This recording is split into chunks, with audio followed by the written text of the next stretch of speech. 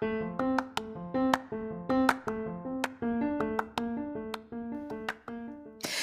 there, and welcome to the daily podcast where wisdom smacks us with kisses or love taps.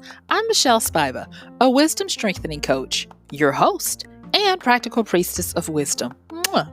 Join us daily to gain wisdom and mental strength as we tackle innovative thinking, address emotional and behavioral life traps, and yes, provide you with some practical how to's to wrap it all up. So settle in or crank up the speed 2x, whatever gets your mental processes firing as we dive in. Stay tuned.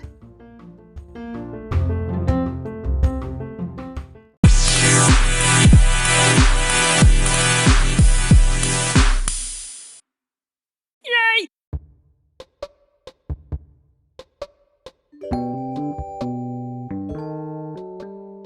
Hi there, this is MichelleSpiva, your practical priestess of wisdom, and I want to welcome you to today's podcast of Wisdom Smack. Mwah. So, today we're going to be talking about the idea of busyness and why we love to be busy. Why do we equate busyness with results, with progression, and with doing something? So, I would love to invite you to join me as we delve into what are you busy about? And yeah, let's look into that. So I'll see you on the flip.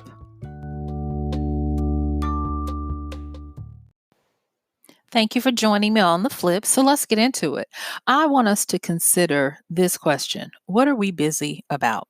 Now, a few days ago, I told you about some of the things that I have learned to do when trying to change my behavior and change myself. And that is to do away with the word why.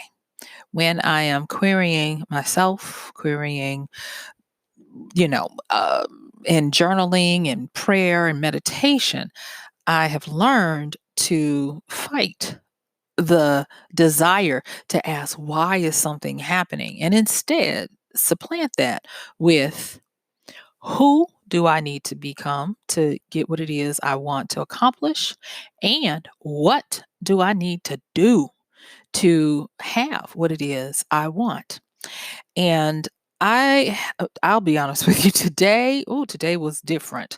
And today was different because this was my first day outside since I have quarantined. I don't know how I was able to do it, but I was inside for almost 2 months without going to the grocery. Well, I did stock up a lot, but still, come on now.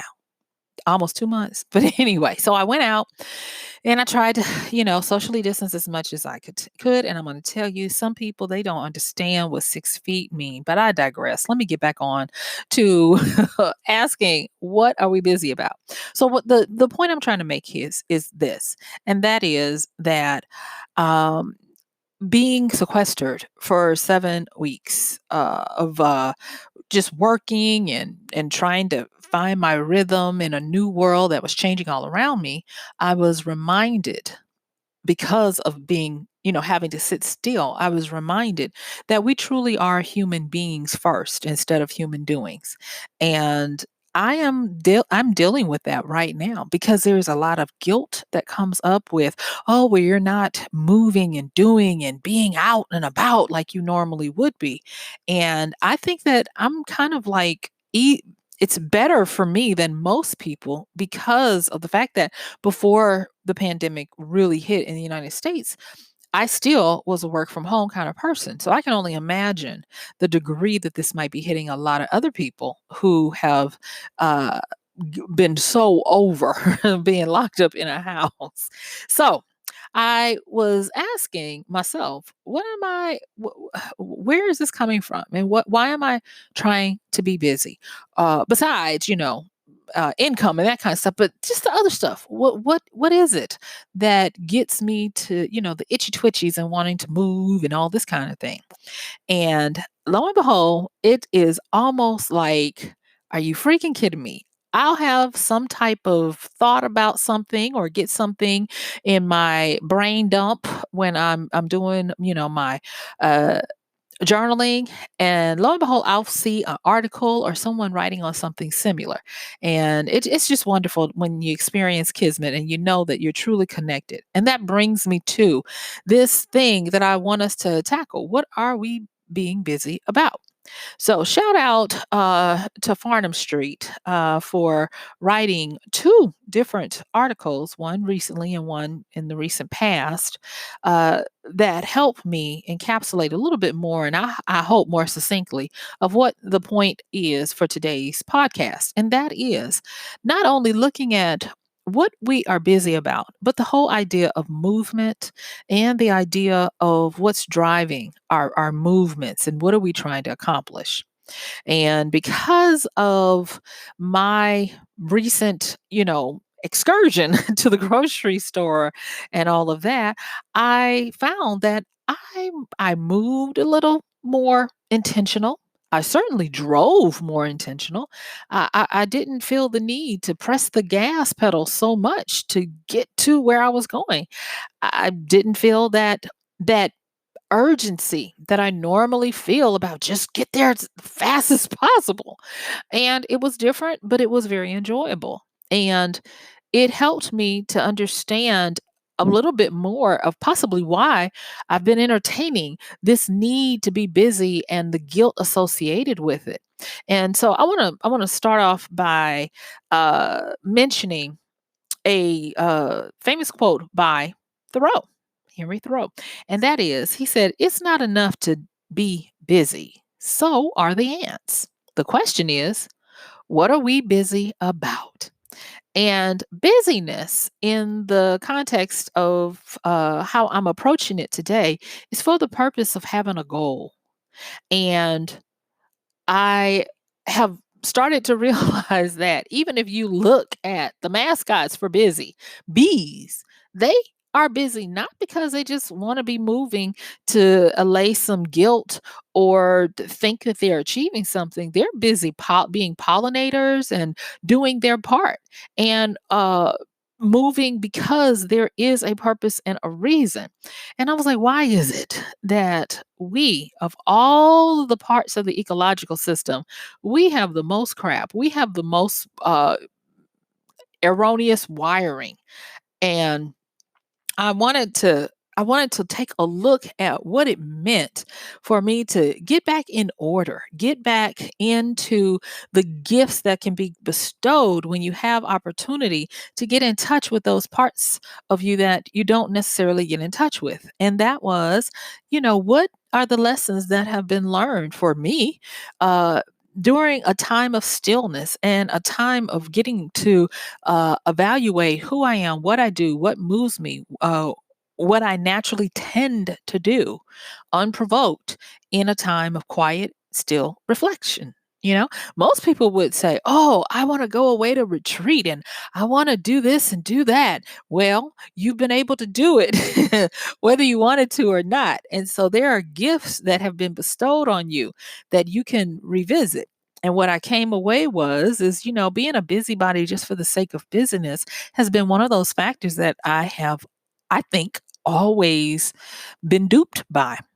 And the problem with that is that I was convincing myself that it was always better to do something than nothing. That if I could prove all the stuff I was doing, then I was going to achieve what I wanted. Now, the reason why I mentioned Farnham Street is because in an article in the mental models, and I love their mental models, they were talking about human nature and judgment. And this particular portion um, was about do something syndrome. And I was so convicted as I was looking over this mental model for the do something syndrome. And the reason why is because of this little part that that they said. They talked about how it is that we trick ourselves into doing a lot of preparation work. So an example they gave, and I found myself laughing. An example they gave was when you have this do something syndrome, you say you want to diet. So, you know what you do? You gather all this information you need and you start reading and researching about dieting. You read all of the reviews, you read, and you love the before and afters. Now, of course, they didn't say all of this, but I'm talking about it because I'm there with them. I'm there. And lo and behold, you've been real busy, but guess what you didn't do? You didn't start dieting, but you've been real busy. And I was like, oh, that's me, convicted, convicted. And I realized today when I was finally out among people, wearing my mask. A lot of people weren't, but I was wearing my mask and going about what I was doing. One of the things I didn't do, I love books on audio. And so I have an Audible subscription that I wear out. And my annual is getting ready to renew. I'm going to be excited to get my new credits. But today, I was like, you know what? I am not going to put my headphones on and just, listen to my book while I run my errands. And today, I cannot tell you how many people just unsolicited started conversations with me. And it was good to just get an opportunity to talk with people, just quickly, not anything in detail, but just to have a conversation that was pleasant and kind, and to take my time. So, like I said, I hadn't been to the grocery in a while, so I had a buggy full. And this was the first time that I didn't rush trying to hurry up and get everything on the belt so that others behind me wouldn't be, sucking their teeth and taking in sharp breaths. And I did notice a lot of people like, oh, okay, so she trying to buy the store. And they went to other registers, but I did not have that constant urge to be busy and hurrying and moving. And it helped because, first of all, my hand was hurting, my carpal tunnel, but also I was able to really look and see what I had put in my buggy, things that there were a few things I put back. So I was like, you don't really need that. You were just, putting that in the buggy to think about it. And I was more in tuned. I was more invested in what was going on. Now, I'm pretty sure everybody is familiar with the now, being in the now, paying attention and not bypassing this moment of your life. And yes, that is part of it. But one of the bigger things that I realized was that being busy and moving is easy for a lot of us. You know what's hard? It's not necessarily hard to not be busy. It's hard to be busy and get results. Let me say that one again. It's not necessarily one or the other, you're busy or you're not. Mm-mm. The goal and the hardest part is to only be busy doing those things that really address the goal of what you're trying to do, really get the results. So, for instance, instead of doing all of the busy work that's nothing more than a pacifier to get prepped for your diet, instead, make a quick plan. Of course, survey, do a little bit, but then get to the business of doing what gets the results. And that one has been something that I was like, wow, I've caught myself many times over the last few weeks, especially, stopping myself and saying, why are you doing this? Why are you going down this rabbit hole? Why this has nothing to do with what you said you needed to do for the day. And it's been very arresting because of all the energy that I found that I've been expending. And it has been to placate this weird sense of guilt that I'm not working enough for the results I want to get. And this is well beyond distractions and all of that.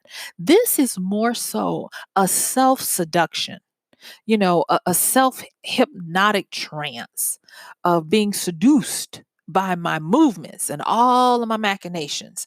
And I'm still grappling with it. I wish I could tell you, oh, I've got the victory. No, I'm I'm in the awareness stage of this. But here is where the big wisdom smack starts to come in. And that big wisdom smack comes in here.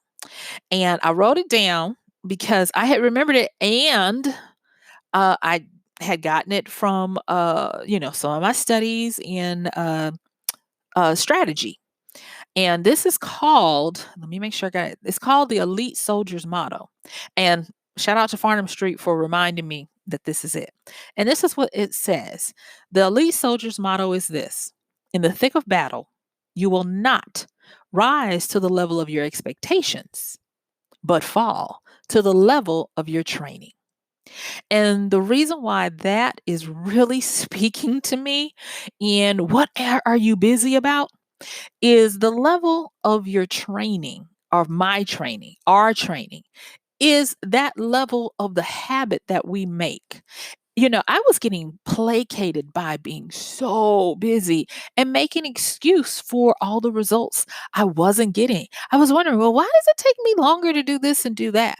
Because I was being enthralled by the puffery of my actions instead of by the results of my goals and my intentions.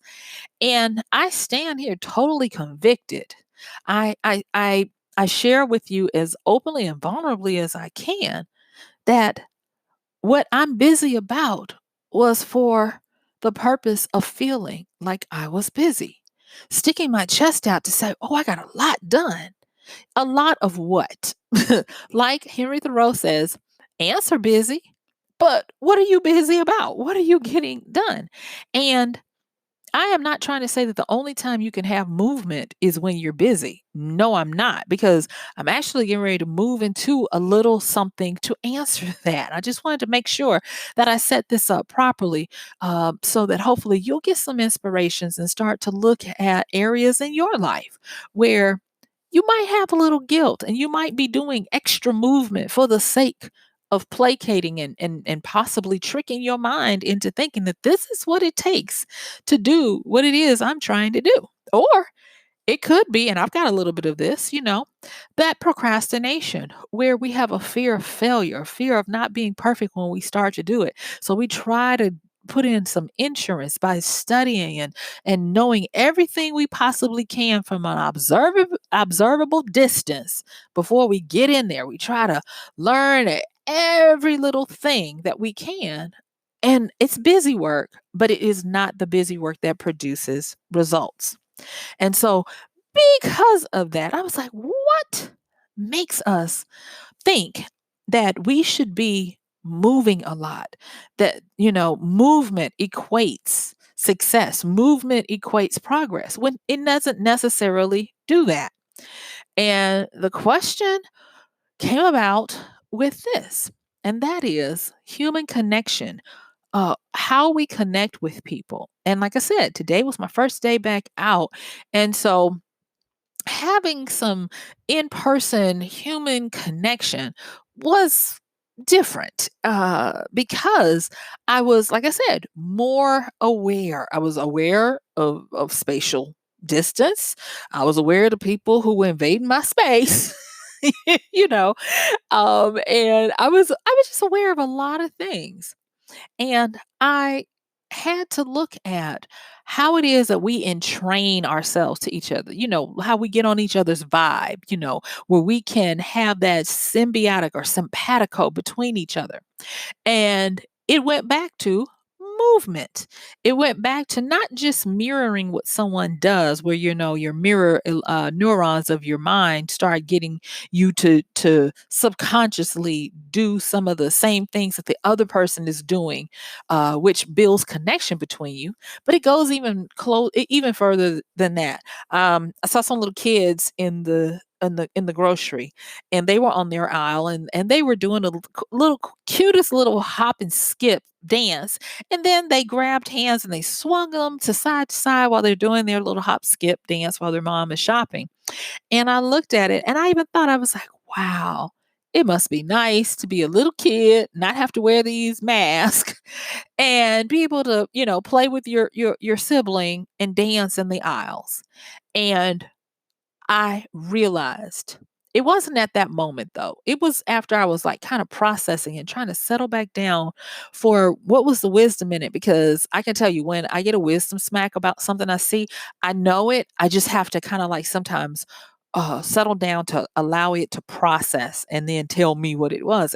And it was at that moment that I had that wisdom smack, that the reason why we want to be busy and we want to be in movement is because it is a way for us to be bonded to our world, our people, our projects. And busyness is kind of like a dance that we do with a subject or a project. It's kind of like how we introduce ourselves to this new thing we're taking on. I'm telling you guys, I have been working and writing and all the busyness, and I'm totally convicted because I've been dancing around the edges and trying to make friends with and seduce this new piece of work that I've been working on.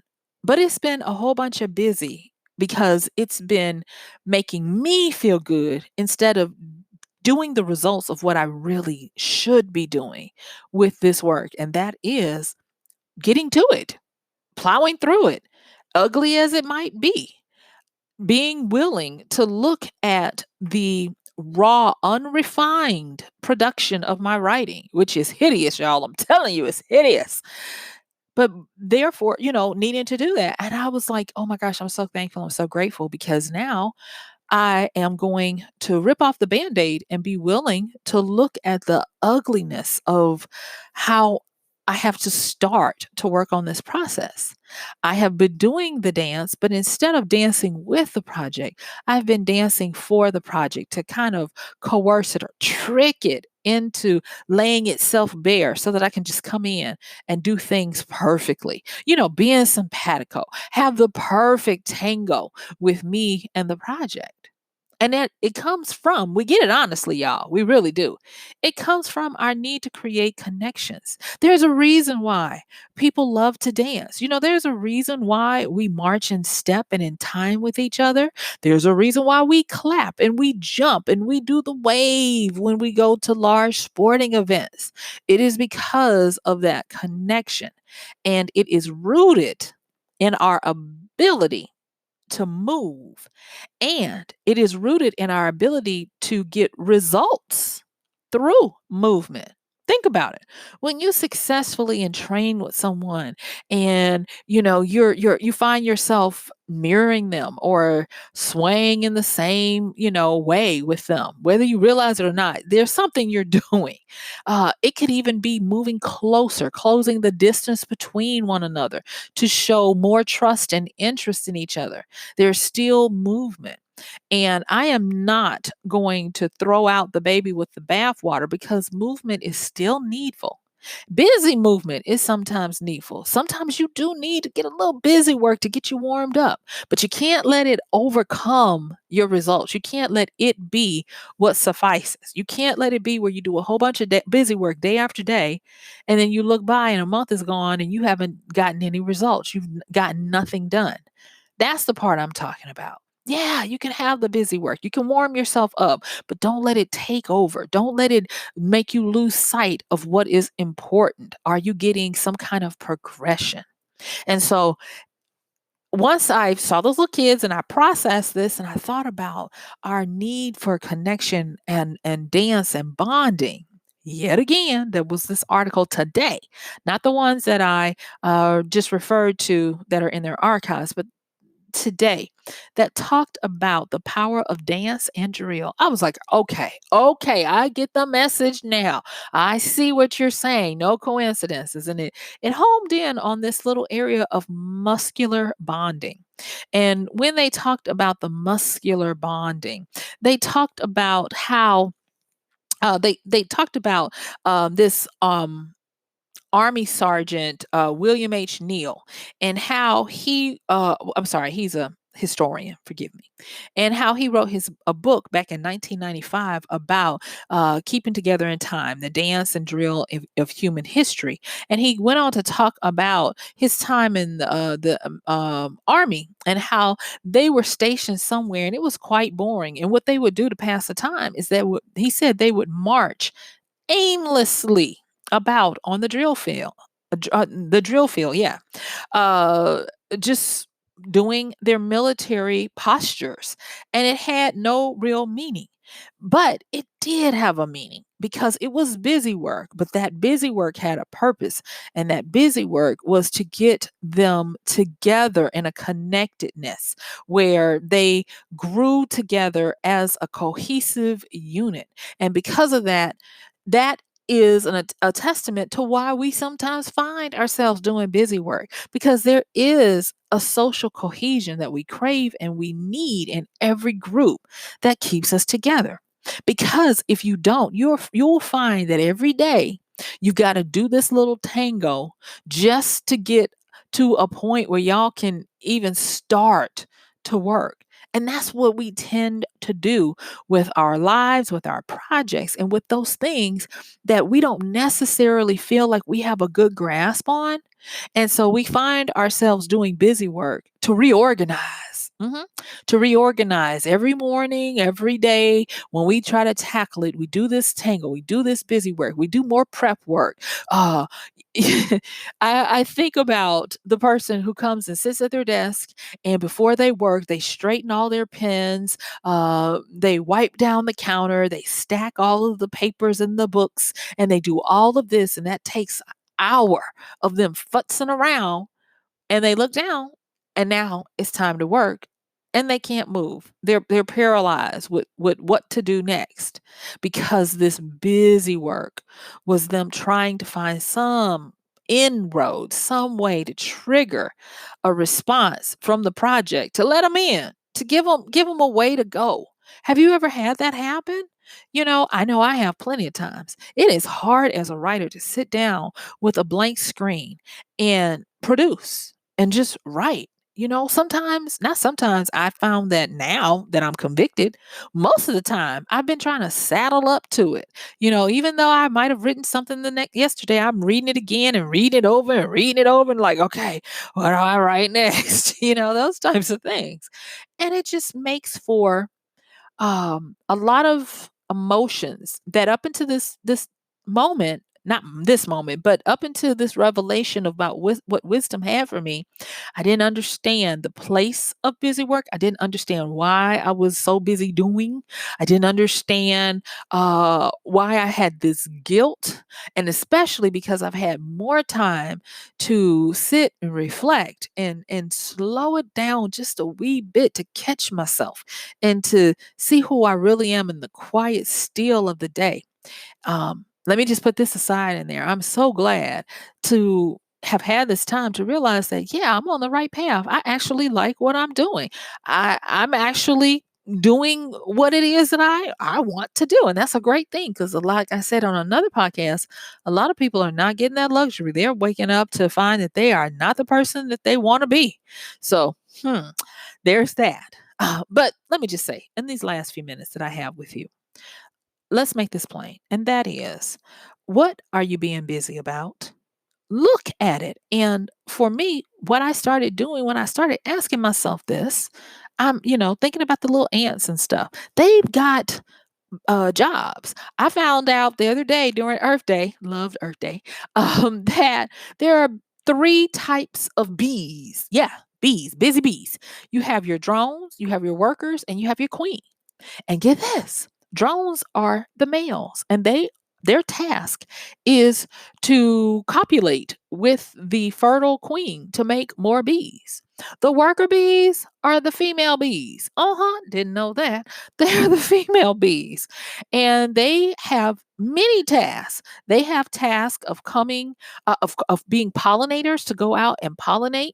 They have tasks of bringing in nectars and things, and producing honey that the colony lives off of, and of building the combs and all of those places that the bees inhabit. I was like, poor worker bees. But what I found so deep in, thinking about the bees and how much we rely on them and all this kind of stuff, is that at no time does it appear that they don't know what they're supposed to be doing. They are moving with purpose. And the buzzing sound is because their wings have to fly so fast, to keep them aloft. But they are moving with purpose, intention, and impact, and they get a lot done. And so What I'm being busy about now is to understand that I'm going to give myself a little leeway. I'm not going to try to not say, don't ever be busy for no purpose. No, I'm at this particular time, I'm going to give myself a little warm up. Yeah, I can do my little tango a little bit, but then I am more cognizant than ever that movement does not equate results. Definitive action with a goal in mind creates results. And I'm also going to give myself a break in that I was just trying to find my dance partner, find my way in to connect with whether it be a person, a project, an object, or a thing. And I'm going to tell you, just by reframing it and getting that little wisdom smack, a lot of pressure that I didn't realize I was holding all in my body and my mind is being lifted because now I don't have to be perfect. I don't have to find the right end to work with it. I can be still and I can I can even struggle if I need to with the project or with the new whatever it is I'm dealing with. But what I'm going to be busy about is I'm going to be busy with understanding that it's okay to find my direction in my stillness, and it's okay to find my direction in my movement. But what's not okay is to be moving and thinking I'm doing something when I'm not. The last thing I ever want to do, and the last thing I ever want you to do, is to lie to yourself. That is not cool. And that's one of the worst predicaments to be in. So, with that being said, I do want you to do some evaluation. Look at what you're busy about. Look and see, are you being busy for the sake of results? Are you trying to find your entrainment, your connection with others? Or are you just a person that just can't sit down and you got the gotta do something syndrome?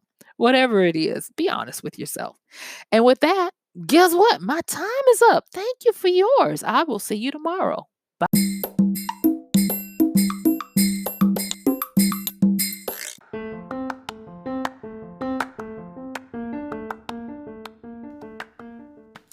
And that's going to do it for today's podcast of Wisdom Smack with MichelleSpiva. If you like this podcast, please help us get the word out. Like, comment, subscribe, and even share. And if you really like it, please help us continue to get the word out by considering using this show's link for Amazon. So when you want to go to Amazon and you do all of your general shopping, please use MichelleSpiva.com/AMZ. It's simple as that. It doesn't cost you anything extra, and this show might receive a little bit of commission that will go towards helping to further get these episodes out to you and to others. So thank you so much for listening. This has been MichelleSpiva with Wisdom Smack. Bye.